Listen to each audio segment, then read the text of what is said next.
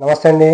నేను మొన్న ఏదైతే వల్లభనేని వంశీని అరెస్ట్ చేశారో మన జగన్ గారు, అలాగే కొడాలి నాని, ఇంకా పేర్ని నాని, అవినాష్ వీళ్ళందరూ వెళ్ళారండి అక్కడికి పరామర్శించడానికి. అక్కడ ఎవరైతే జగన్ చేసిన కామెంట్స్ చాలా దుమారం రేపుతున్నాయి. చాలా పెద్ద కామెడీ అయిపోయింది.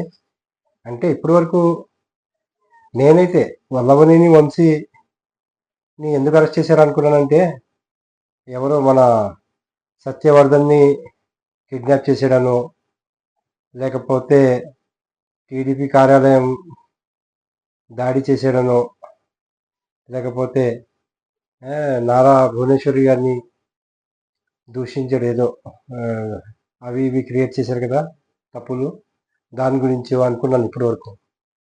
కానీ అది కాదంటండి బాబు. మేమంతా అనుకునేది చాలా పెద్ద తప్పు. ఇప్పుడు జగన్ గారు దాని గురించి ఎక్స్ప్లెయిన్ చేశారు.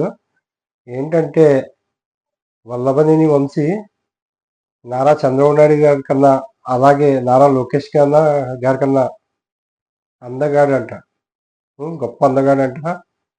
అది చూసి ఓర్వలేక అరెస్ట్ చేయించారు అన్నట్టు. ఏం మాట్లాడి బాబు, పెద్ద కామెడీ అయిపోయింది ఇదైతే. అలాగే కొడాలి నాని కూడా చంద్రబాబు నాయుడు గారి కన్నా, అలాగే నారా లోకేష్ కన్నా అందగాడు, అందుకే ఆయన్ని కూడా లేనిపోని మాటలు చెప్తున్నారు. ఇంకా వీళ్ళిద్దరే కాకుండా అవినాష్ని గారిని కూడా చూపించి ఈయన కూడా వీళ్ళిద్దరి కన్నా అందగాడు, తర్వాత ఇతన్ని కూడా అరెస్ట్ చేస్తారేమో అన్నారు. ఆయన మాటలేంటో, ఆయన అంటే 5 సంవత్సరాలు ఏపీగా సీఎంగా చేసిన పర్సన్ ఇలాంటివి మాట్లాడటం, ఇదైతే ఎవరికి అర్థం కాలేదు. ఎందుకంటే ఇప్పటివరకు ఈ 3 విధాలుగా అరెస్ట్ చేశారేమో అనుకున్నాను, కానీ ఎందులో ఒక కేసులో. కానీ ఈయన చెప్పిన దాంట్లో కొత్తగా ఇప్పుడు ఇది అర్థమైంది మనకి. అదంట వాళ్ళు చూడలేరంట అందంగా ఉంటే. ఇలాగా న్యూస్ మారుద్దామండి. ఇలా సింపుల్గా 4 న్యూస్ చేసుకుందాం. ఇంకోటి, కుంభమేళ, మహాకుంభమేళాలో పవన్ కళ్యాణ్ గారు, అలాగే అన్నా లెజినోవా, ఆయన కొడుకు అఖిరానందన్, పవన్ కళ్యాణ్ గారి కొడుకు అఖిరానందన్, ముగ్గురు వెళ్ళి కుంభమేళాలో స్నానాలు చేశారండి. చాలా చూడముచ్చటగా అనిపించింది. అందరూ నిన్న అంతా అదే ఫోటోగ్రఫీ ప్రతి న్యూస్లో చాలా చూడముచ్చటగా అనిపించింది. కొంచెం అందరి కళ్ళు అఖిరానందన్ మీద పడుతున్నాయి ప్రతిసారి.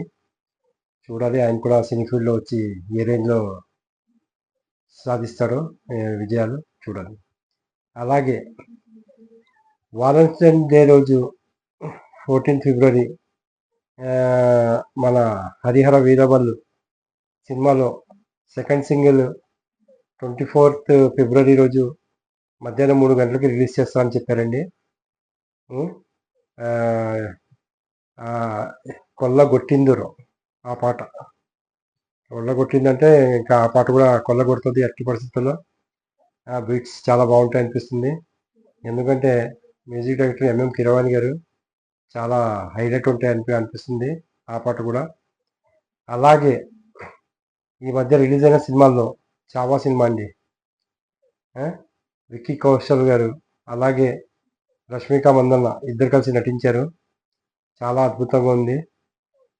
ఛత్రపతి శివాజీ గారి కొడుకు ఛత్రపతి సంభాజీ మహారాజ్ గారి క్యారెక్టర్ విక్కీ కౌశల్ చాలా అద్భుతంగా చేశాడు. అసలు చాలా ఎమోషనల్గా ఉండి పిక్చరు చాలా పెద్ద హిట్ అయింది. అందరు తప్పకుండా చూడండి. అలాగే మన క్రికెట్ న్యూస్ చెప్పుకుందాం ఇప్పుడు.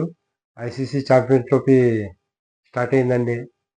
అందులో ఫస్ట్ మ్యాచ్ న్యూజిలాండ్ పాకిస్తాన్కి జరిగింది. న్యూజిలాండ్ 320 స్కోర్ చేయడం జరిగింది ఫస్ట్ బ్యాటింగ్ చేసి. తర్వాత పాకిస్తాన్ 260కి ఆల్అౌట్ అయ్యి ఓటమి పాలయ్యారు. ఫస్ట్ మ్యాచ్ న్యూజిలాండ్ నెక్కింది. ఈరోజు మన భారతదేశ్ ఇండియా ఫస్ట్ విజయం సాధించింది.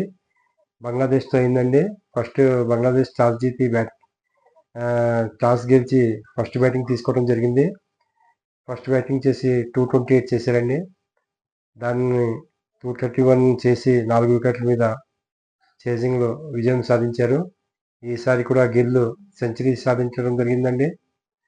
లైన్గా కంటిన్యూగా సెంచరీ చేసుకుంటూ వస్తున్నాడు. మంచి ఫామ్లో ఉన్నాడు. 101 పరుగులు చేశాడు. అలాగే రోహిత్ శర్మ 41. ఇంకోటి రాహుల్, చాలా రోజుల నుంచి ఫెయిల్ అవుతున్న రాహుల్, అతను కూడా 41 చేయడం జరిగింది నాట్అవుట్గా. ఇంకా ఈ సిరీస్లో ఎట్టి పరిస్థితుల్లో మన ఇండియన్ విజయం సాధిస్తారని కోరుకుందాం. ఇప్పటికైతే ఫస్ట్ విజయం జరిగింది. ఇంకా రేపు జరిగే వాటిలో ఆఫ్ఘనిస్తాన్, సౌత్ ఆఫ్రికా ఉందండి. థర్డ్ వన్డే చూద్దాం. ఈ మ్యాచ్లు కూడా ఇలాగా 4 న్యూస్ చెప్పుకుందాం అనుకుంటున్నానండి.